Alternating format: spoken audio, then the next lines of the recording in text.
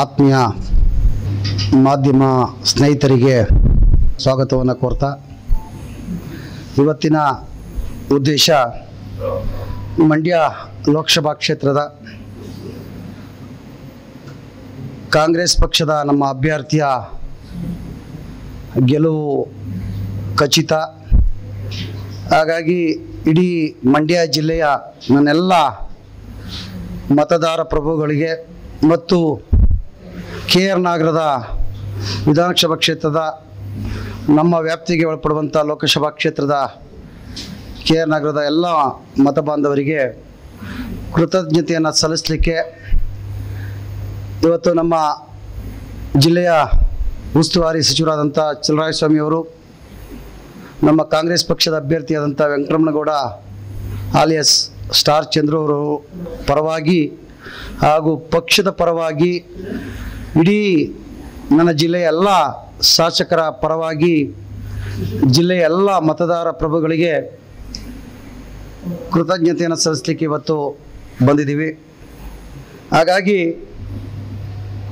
ಇಡೀ ದೇಶದಲ್ಲಿ ಕರ್ನಾಟಕ ರಾಜ್ಯದಲ್ಲಿ ನಮ್ಮ ಪಕ್ಷ ಸಿದ್ದರಾಮಯ್ಯನವರ ನೇತೃತ್ವದಲ್ಲಿ ಹಾಗೂ DK ಶಿವಕುಮಾರ್ ಅವರ ನೇತೃತ್ವದಲ್ಲಿ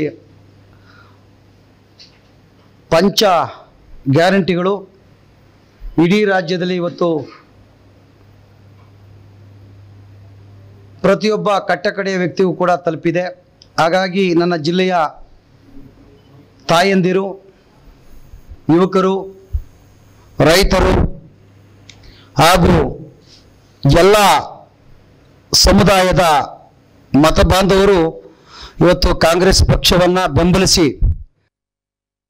ಅಭ್ಯರ್ಥಿಯ ಗೆಲುವಿಗೆ ಪಕ್ಷದ ಮುಖಂಡರುಗಳು, ಕಾರ್ಯಕರ್ತರು, ಶಾಸಕರುಗಳು, ಈ ಜಿಲ್ಲೆಯ ಸಚಿವರು ಹಾಗೂ ಹಲವಾರು ಪಕ್ಷದ ಕಾರ್ಯಕರ್ತರು ನಿರಂತರವಾಗಿ ಈ ಜಿಲ್ಲೆಯ ಜನರ ಸೇವೆಯನ್ನು ಮಾಡಿಕೊಂಡು ಅದರ ಜೊತೆಗೆ ಬಹಳ ಪರಿಶ್ರಮದಿಂದ ಪಕ್ಷದ ಗ್ಯಾರಂಟಿಗಳನ್ನು ಮನೆ ಮನೆಗೆ ತಲುಪುವ ರೀತಿಯಲ್ಲಿ ಕೆಲಸವನ್ನು ಮಾಡಿ ಇವತ್ತು ಈ ಜಿಲ್ಲೆಯಲ್ಲಿ ಎಲ್ಲರೂ ಕೂಡ ಕಾರಣಕರ್ತರಾಗಿ ಗೆಲುವನ್ನು ನಾವೀಗಾಗಲೇ ಸ್ಟಾರ್ ಚಂದ್ರವರು ಗೆದ್ದೇ ಗೆಲ್ತಾರೆ ಅನ್ನುವಂಥ ಇಡೀ ಜಿಲ್ಲೆಯ ಒಂದು ಸಮೀಕ್ಷೆ, ಜನರ ಭಾವನೆಗಳು ನಾವು ತಿಳ್ಕೊಂಡು ಇವತ್ತು ಹೇಳ್ತಾ ಇದ್ದೀವಿ. ಅದರ ಜೊತೆಗೆ ಇಡೀ ಕ್ಷೇತ್ರದಾದ್ಯಂತ ಶಾಂತಿಯುತವಾಗಿ ಮತದಾನ ನಡೀಲಿಕ್ಕೆ ಪಕ್ಷದ ಕಾರ್ಯಕರ್ತರು ಮತ್ತು ಮತದಾರ ಬಂಧುಗಳು ಹಾಗೂ ಹಂಗೆ ಬನ್ನಿ ಸೀತಾರಾಮರ ಹಂಗೆ ಕೂತ್ಕೊಳ್ಳಿ, ಅದೊಂದು ಚೇರ್ ಎತ್ಕೊಳ್ಳಿ. ಪಕ್ಷದ ಜಿಲ್ಲೆಯ ಎಲ್ಲ ಜನತೆ ಹಾಗೂ ಆರಕ್ಷಕ ಸಿಬ್ಬಂದಿಗಳು, ಪಕ್ಷದ ಕಾರ್ಯಕರ್ತರು ಎಲ್ಲರೂ ಕೂಡ ಸಹಕರಿಸಿದ್ದಾರೆ. ಅವರು ಕೂಡ ಪಕ್ಷದ ಪರವಾಗಿ ನನ್ನ ವೈಯಕ್ತಿಕವಾಗಿ ಕೃತಜ್ಞತೆಯನ್ನು ಸಲ್ಲಿಸ್ತೀನಿ. ಅದರ ಜೊತೆಗೆ ಬಂಧುಗಳೇ, ಡಾಕ್ಟರ್ ರವೀಂದ್ರ ಅವರು ನಮ್ಮ ಪಕ್ಷದಲ್ಲಿ ಇದ್ದವರು. ಅವರು ಒಬ್ಬ ಜಿಲ್ಲೆಯ ಮಂತ್ರಿಯ ಬಗ್ಗೆ ಭಾಳ ಲಘುವಾಗಿ ಮಾತಾಡ್ತಾ ಇದ್ದಾರೆ. ಅವರು ಏನೇ ಸಮಸ್ಯೆಗಳಿದ್ರು ಪಕ್ಷದ ಒಂದು ಚೌಕಟ್ಟಿನಲ್ಲಿ ಚರ್ಚೆ ಮಾಡಬೇಕಾಗಿತ್ತು. ಅವರು ಒಳ್ಳೆ ವಾಗ್ಮಿಗಳು, ವಿಚಾರವಂತರು, ಬುದ್ಧಿವಂತರು. ಸಂವಿಧಾನ ಬದ್ಧವಾಗಿರುವಂಥ ಒಬ್ಬ ಮಂತ್ರಿಯನ್ನ ಭಾಳ ಏಕವಚನದಲ್ಲಿ ಅವರು ಬಳಸುವಂಥ ಪದಗಳು ಭಾಳ ಎಲ್ರಿಗೂ ಕೂಡ ಬೇಸರ ಆಗುತ್ತೆ. ಈಗಲಾದರೂ ಕೂಡ ಅವರು ಇಂಥ ಪದ ಬಳಕೆಯನ್ನು ಮಾಡಬಾರ್ದು.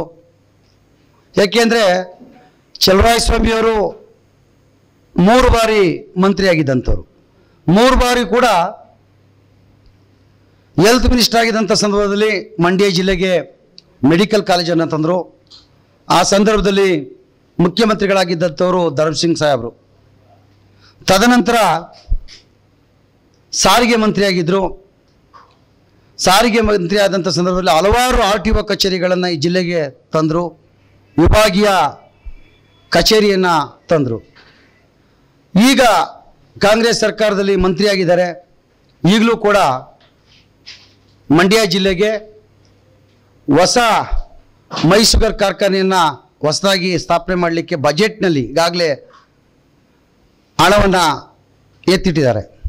ಅದ್ರ ಜೊತೆಗೆ ಅತಿ ಹೆಚ್ಚು ರೈತರು ವಾಸ ಮಾಡ್ತಾ ಇರುವಂಥ ಮಂಡ್ಯ ಜಿಲ್ಲೆಗೆ ಕೃಷಿ ವಿಶ್ವವಿದ್ಯಾಲಯವನ್ನು ಈಗಾಗಲೇ ಬಜೆಟ್ನಲ್ಲಿ ಘೋಷಣೆ ಮಾಡಿದ್ದಾರೆ. ಅಂಥ ಒಬ್ಬ ನಾಯಕ ನಮ್ಮ ಜಿಲ್ಲೆಯಲ್ಲಿ ಇರುವಂಥದ್ದು ನಮ್ಮೆಲ್ಲರಿಗೂ ಹೆಮ್ಮೆ. ಹಾಗಾಗಿ ಯಾರೇ ಮಾತಾಡಬೇಕಾದ್ರೂ ಕೂಡ ಒಬ್ಬ ವ್ಯಕ್ತಿಯ ಬಗ್ಗೆ ಮಾತಾಡಬೇಕಾದ್ರೆ ಪದ ಬಳಕೆ ಬಳಸುವಾಗ ಎಚ್ಚರಿಕೆಯಿಂದ ಬಳಸಬೇಕು. ನೀವು ಕೂಡ ವೃತ್ತಿಯಲ್ಲಿ ವೈದ್ಯರು, ನೀವು ಕೂಡ ರಾಜ್ಯ ಮಟ್ಟದಲ್ಲಿ ರಾಷ್ಟ್ರೀಯ ಮಟ್ಟದಲ್ಲಿ ಗುರುತಿಸ್ಕೊಂಡಿರುವಂಥ ವ್ಯಕ್ತಿಗಳು. ಹಾಗಾಗಿ ಒಬ್ಬ ವ್ಯಕ್ತಿಯ ಬಗ್ಗೆ ಮಾತಾಡುವಾಗ ಎಚ್ಚರ ಇರಲಿ. ಈ ರೀತಿ ಚಲುವರಾಯಸ್ವಾಮಿಯವ್ರ ಬಗ್ಗೆ ಯಾರೇ ಮಾತಾಡಿದ್ರು ಕೂಡ ಮುಂದಿನ ದಿನಗಳಲ್ಲಿ ನಾವು ಅವರ ವಿರುದ್ಧವಾಗಿ ಪ್ರತಿಭಟನೆ ಮಾಡಬೇಕಾಗತ್ತೆ ಅಂತ ಎಚ್ಚರಿಕೆಯನ್ನು ಕೊಡ್ತಾ ತಮಗೆಲ್ಲ ಮತದಾನ ಮಾಡಿದ್ದಾರೆ. ಅವರಿಗೆ ಅತ್ಯಂತ ಹೃದಯಪೂರ್ವಕವಾದ ಧನ್ಯವಾದಗಳನ್ನ ತಿಳಿಸುತ್ತಾ ಈ ಒಂದು ಚುನಾವಣೆಯಲ್ಲಿ ನಮ್ಮ ಪಕ್ಷದ ಅಭ್ಯರ್ಥಿಯಾದಂಥ ವೆಂಕಟರಮಣೇಗೌಡ ಅಲಿಯಾಸ್ ಸ್ಟಾರ್ ಚಂದ್ರ ಅವರು ಗೆಲುವು ಖಚಿತ ಅಂತ ತಮಗೆ ತಿಳಿಸುತ್ತಾ, ಡಾಕ್ಟರ್ ರವೀಂದ್ರ ಅವರು ಏನೇ ಇರಲಿ ಪಕ್ಷದ ಆಂತರಿಕವಾಗಿ ಮಾತಾಡ್ಕೋಬೋದಾಗಿತ್ತು. ಆದರೆ ಬಹಿರಂಗವಾಗಿ ಈ ಥರ ಕೇವಲವಾಗಿ ಮಾತಾಡೋದು ಖಂಡನೀಯ. ಅದನ್ನು ದಯಮಾಡಿ ಮಾಡಬಾರ್ದು. ನಮ್ಮ ಜಿಲ್ಲೆಯಲ್ಲಿ ಇವತ್ತು ಅಭಿವೃದ್ಧಿ ಸಾಕಷ್ಟು ಆಗ್ತಾಯಿದೆ, ತಮಗೂ ಕೂಡ ಗೊತ್ತಾಗ್ತಾ ಇದೆ. ಕಳೆದ ಸರ್ಕಾರದಲ್ಲಿ ಏನು ಅಭಿವೃದ್ಧಿ ಆಗ್ತಾಯಿತ್ತು, ಈ ನಮ್ಮ ಕಾಂಗ್ರೆಸ್ ಸರ್ಕಾರದಲ್ಲಿ 5 ಗ್ಯಾರಂಟಿಗಳನ್ನ ಕೊಡ್ತಾ ಕೂಡ ನಾವು ಅಭಿವೃದ್ಧಿಗೆ ಒತ್ತು ಕೊಡ್ತಾ ಇದ್ದಾರೆ ಜಿಲ್ಲಾ ಉಸ್ತುವಾರಿ ಮಂತ್ರಿಗಳು ಮತ್ತು ಎಲ್ಲ ಶಾಸಕರ ಜೊತೆಗೂಡಿ. ಹಾಗಾಗಿ ರವೀಂದ್ರ ಅವರ ಹೇಳಿಕೆಯನ್ನು ನಾನು ಖಂಡಿಸ್ತೀನಿ. ನಮ್ಮೆಲ್ಲರಿಗೂ ಕೂಡ ನಮಸ್ಕರಿಸಿ ನನ್ನ ಮಾತು. ಭಾಳ ವಾಗ್ಮಿಗಳು ಸುರೇಶ್ ಕಂಠಿ ಅವರು ಹೇಳಿದಾಗೆ ಪ್ರಚಾರದ ಗೀಳು ಏನೋ ಗೊತ್ತಿಲ್ಲ ಮನುಷ್ಯನಿಗೆ. ಅನಾವಶ್ಯಕವಾದ ಚರ್ಚೆಗಳು. ಅವ್ರಿಗೆ ಒಂದು ಪ್ರಶ್ನೆ ಕೇಳ್ತೀನಿ. ಕಳೆದ ಬಾರಿ ಅವರು ಒತ್ತಿ ಹೇಳ್ತಾ ಇದ್ರು ಇದು ನಮ್ಮ ಜಿಲ್ಲೆಯ ಸ್ವಾಭಿಮಾನದ ಚುನಾವಣೆ ಅಂತ. ಯಾವ ಕಾರಣಕ್ಕೆ ಅಂತ ಕೇಳಿದಾಗ ಹಾಸನದವ್ರಿಗೆ ಇಲ್ಲಿ ಅವಕಾಶ ಇಲ್ಲ, ಮಂಡ್ಯದವ್ರು ಯಾರು ಬೇಕಾದ್ರೂ ಆಗಲಿ ಅಂತ ಪದೇ ಪ್ರತಿಪಾದನೆ ಮಾಡಿದರು. ಈಗೆಲ್ಲೋಯ್ತು ಸ್ವಾಮಿ ಡಾಕ್ಟರ್ ರವೀಂದ್ರ ಅವರೇ ನಿಮ್ಮ ಸ್ವಾಭಿಮಾನ? ದಯಮಾಡಿ ಜನ ದಡ್ರಲ್ಲ, ಎಲ್ಲವನ್ನೂ ಅಂದಿನ ತಮ್ಮ ಹೇಳಿಕೆಗಳು ಮತ್ತು ಈಗ ನೀವು ಆಡ್ತಿರ್ತಕ್ಕಂಥ ಮಾತುಗಳನ್ನು ಕೂಡ ಗಮನಿಸಿದ್ರೆ. ಈಗ ಚುನಾವಣೆ ಮುಗಿದಿದೆ, ಅದು ಬೇರೆ ವಿಚಾರ. ಆದರೆ ಚರ್ಚೆಗೊಳಪಟ್ಟವ್ರು ಇವತ್ತು ಡಾಕ್ಟರ್ ರವೀಂದ್ರ ಅವರು. ದಯಮಾಡಿ ಒಂದು ಗೌರವಯುತವಾದ ಟೀಕೆ ಟಿಪ್ಪಣಿಗಳು ಇರಬೇಕು, ಆರೋಗ್ಯಕರವಾಗಿರಬೇಕು ಟೀಕೆ ಟಿಪ್ಪಣಿಗಳು. ಮಂತ್ರಿಗಳನ್ನೇ ಗುರಿಯಾಗಿಸ್ಕೊಂಡಿದ್ದಾರೆ ಅಂದರೆ ಇವರು ಹಿಂದೆ ಯಾವ ಶಕ್ತಿ ಇದೆಯೋ ನನಗೆ ಗೊತ್ತಿಲ್ಲ. ಮೊದಲಿಂದನೂ ಕೂಡ ಸಚಿವರ ಜೊತೆ ಕೆಲಸ ಮಾಡಿದಂಥವ್ರು, ರಾಜ್ಯ KPCCನಲ್ಲಿ ಸೆಕ್ರೆಟರಿಯಾಗಿ ಕೆಲಸ ಮಾಡಿದಂಥವ್ರು. ಅವರ ಆಂತರಿಕ ಭಿನ್ನಾಭಿಪ್ರಾಯಗಳು ಏನಾದರೂ ಇದ್ದರೆ ಪಕ್ಷದ ವೇದಿಕೆಯಲ್ಲಿ ಚರ್ಚೆ ಮಾಡ್ಬೋದಿತ್ತು. ಸೀದಾ ಅವರು ಮೊದಲಿಗೆ ಬಂದದ್ದೇ ತಮ್ಮ ಮಾಧ್ಯಮಗಳ ಮುಂದೆ. ಇನ್ನು ಮುಂದೆ ಪದೇ ಬೇಡಿ ಅಭಿವೃದ್ಧಿ ಜೊತೆಗೆ ಕೈ ಜೋಡಿಸಬೇಕು.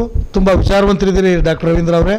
ತಮ್ಮ ಸಲಹೆ ಸೂಚನೆಗಳನ್ನ ಜಿಲ್ಲಾಡಳಿತಕ್ಕೆ ಕೊಡಿ, ಖಂಡಿತ ಅದನ್ನ ನಾವು ಸ್ವಾಗತ ಮಾಡ್ತೀವಿ ಅಂತ ಹೇಳ್ತೀನಿ. ನಮಸ್ಕಾರ. ನಮ್ಮ ಯೂಟ್ಯೂಬ್ ಚಾನೆಲ್ನ ಸಬ್ಸ್ಕ್ರೈಬ್ ಆಗಿ, ಲೈಕ್ ಮಾಡಿ, ಪಕ್ಕದಲ್ಲಿ ಕಾಣಿಸೋ ಬೆಲ್ ಐಕನ್ನ ಕ್ಲಿಕ್ ಮಾಡಿ.